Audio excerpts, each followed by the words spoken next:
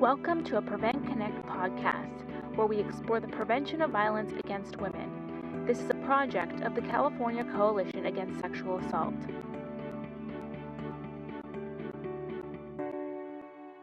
As many of you know, in a former life, I was a professor of cultural anthropology. Yes. And so one of the problems that I frequently encountered when teaching freshmen who many of whom had grown up in towns of 100 people, and thought that this was a huge university with 6,000 students, was that they really couldn't wrap their heads around the idea of things being culturally constructed, and therefore equally valid in a variety of ways, or subject to change. And so this is an exercise I actually started using in that venue and switched it up a little bit to use for our purposes, because I think that most of us, and I know all of you know this too, that one of the hardest things about doing this work is that first step of getting people to imagine that change is possible, right? And what that change would look like. So frequently I'll ask people who are doing frontline, secondary or tertiary interventions to imagine what it looks like. I was working with a group of folks who do TANF work around the family violence option, and their response of what the future looked like was that there would be, all the women would get PFAs, the PFAs would be enforced, and there'd be enough money for attorneys, right? So I'm trying to get them to move to a new place, and that means I have to get them to understand that these values, these norms, all these things that we think just come from somewhere, right, that are deeply embedded, are actually changeable. So I call this one Hot Dogs for Breakfast, and you'll find that the sheet is also in the instructions. I attempted to write it out for the first time, is in your binder, and we're also going to show you where all these are on the workstation, of course, before we're finished today. So I can't go through the whole thing. I would have loved to have done that, but I'm going to run you through some of the basic pieces of it. And it starts with a really simple question. We were kind of laughing this morning that we should have done it while we were waiting for the buses. So while you were all walking through the buffet this morning and hanging out waiting for the buses, and thinking about breakfast, let me start by asking you all a question. So how many of you eat hot dogs for breakfast? All right, look around the room. We have 1.5 brave souls raising their hands. Okay. Now I will warn you, when you do this exercise on a college campus, you'll get a lot more hands. Okay? Or with a group of campers. They will also give you a lot of hands. All right, so, but the vast majority of us do not eat hot dogs for breakfast. So, what is the difference between a hot dog and a sausage? The names, the casing, somebody said. Maybe that's a little too specific, right? The spices, right? What's the difference between, say, a biscuit and a hot dog bun? Differently, right? But they're basically the same thing. A hot dog and a sausage are basically the same thing, right? But one of them, like usually I have a mass ew when I suggest hot dogs for breakfast, right? So if they're essentially the same thing, why are one of these acceptable for breakfast? Sausage and biscuits, very common, here we are in the South, right? Of course we'd have to have gravy with that too. But hot dogs are not. Why not? Oh, your mom didn't feed them to you. So at this point, we usually start, see, I'm really challenged because I'm Italian. So I have to talk with my hands, and now I have to flip chart and hold the microphone. This is practically like gagging me here. Okay. All right, so we don't eat hot dogs for breakfast because they're not considered appropriate foods, right? And one way that we know that is your mom doesn't feed them to you, right? How else do you know that it's not appropriate to eat hot dogs for breakfast? They weren't on the menu. How else? What do you mean by marketing? Okay, so they're not advertised as being for breakfast, right?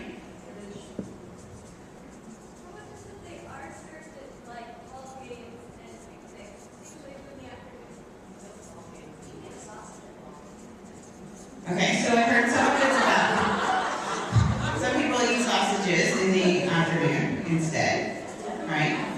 But settings that are not associated with this, okay? How else do you know hot dogs aren't for breakfast?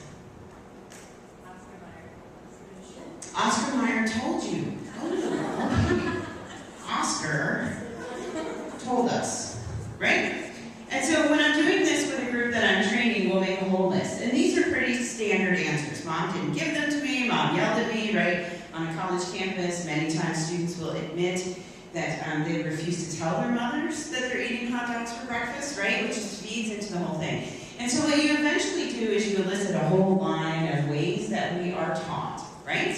And the key being, we are taught. At some point, we are taught that hot dogs are inappropriate for breakfast, right?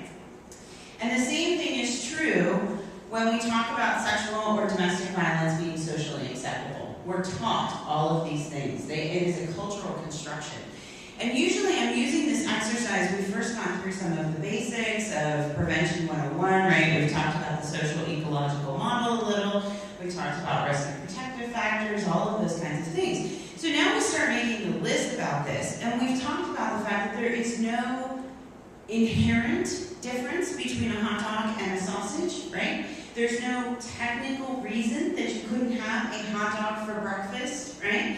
And yet we're told from all these different areas within our lives that this is unacceptable to eat for breakfast. And then what I usually do is, working with participants, will identify sort of what level of the social ecological model these influences come from, right?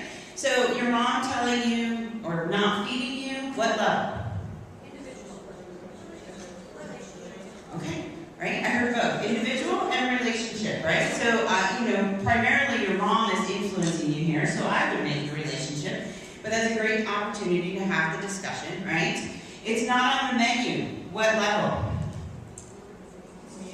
Community or societal, right? Depends on whether you're at, a chain or a local restaurant. Because I did this in Delaware, and then someone informed me that there was a local gas station, which I never heard of, Wawa. I was a little confused why there was some place called Wawa was serving hot dogs for breakfast, but, right?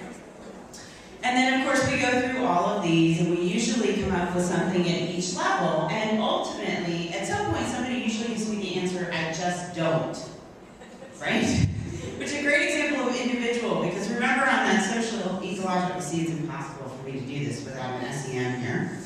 So, right, at that individual place is where all those things get internalized that have been taught to you at all those other levels, right?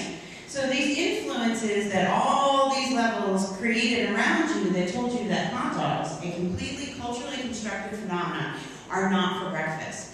And depending on the, and here I shall date myself, right? So depending on the age of your audience, you can also talk about, years ago, the orange juice folks had to do a campaign that was called Orange Juice Not Just for Breakfast Anymore, right? Because they had to persuade us that orange juice was not just for breakfast. This seems like sort of mind-blowing, right? I mean, we now drink orange juice at all times of day. It's not, you can get it anywhere, anytime, right? So these are all ways of talking about the ways in which we're taught that we don't think about. And at this point, you're talking about hot dogs as being for breakfast. It's a really great way to use humor in your presentation, in your training, right? And it's de-escalating things. I'm not talking about gender norms. I'm not talking about what it means to be a man, right? I'm talking about hot dogs for breakfast. Nobody needs to feel threatened, right? And so people get really into it. And then, so we talk about this, and we talk about this as all these influences in the social ecological model. And then the next step, if I have enough time, is often we go on and we do some more Prevention 101. We have some pretty slides and all that stuff, special effects, and then we come back to this and we say, all right, so we just decided as a group in this room that we are now going to promote eating hot dogs for breakfast. So, how are we going to do that? And then we brainstorm, right? So what are some things you can think of? And I take a lot of time, but how would we get people to eat hot dogs for breakfast? We would advertise, right? What else?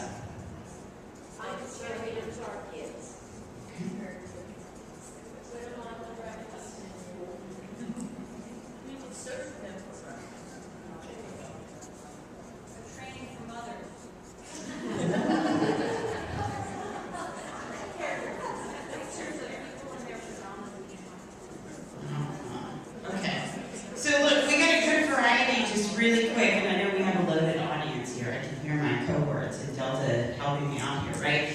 So we could advertise, and then we could also find a champion, right? We need every food needs a champion, clearly, right? We can feed message, right? We could serve them on a variety of menus. We could get out there, petition the school board to get them on the school lunch for breakfast. I mean, if ketchup is a vegetable, why not a hot dog for breakfast? They can get vegetables in breakfast then, right? Train mothers, right? And when I did this in Delaware 2 weeks ago, I got a new one that we were actually going to write an entire cookbook for moms on how to serve hot dogs for breakfast. So I had some training materials to go with our training now, right? We were going to have pictures. And then as a group, what we'll do is we'll go back and we'll identify what level of the social ecology is at play here, right? So advertising, we might say community, societal, right, kind of thing. Depending on our champion, whether we've chosen a local champion or a national champion, something like that.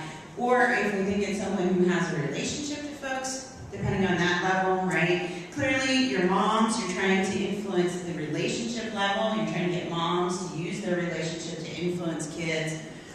And so we work our way through, and we've now just designed, in a very funny way, right, an entire campaign about how we're going to get folks to change this really deeply held belief about when it's appropriate to eat hot dogs.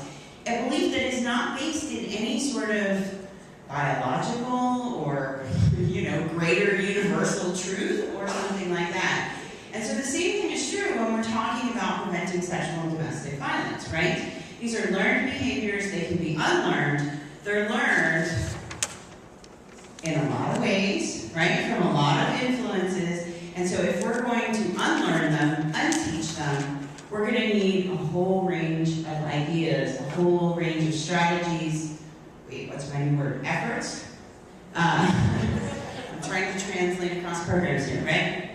We're going to need a whole lot of approaches across the social ecological model to create that change in order to achieve it. And since we start out by talking about, the great thing about this, like I said, you could use any food. I find hot dogs particularly useful because you get a full range of, there's usually a vegetarian in the audience who says they will never eat hot dogs, right? So you get that sort of, the whole range of attitudes around violence as well, right? Some people who are just abhorred by the very idea, folks who are a little more on the line, not so clear about it, right? And it's all very comfortable, low-key, people are laughing through the whole thing, and then you just sort of wrap it up by bringing it back to sexual and domestic violence prevention, and you got them. So I will stop there.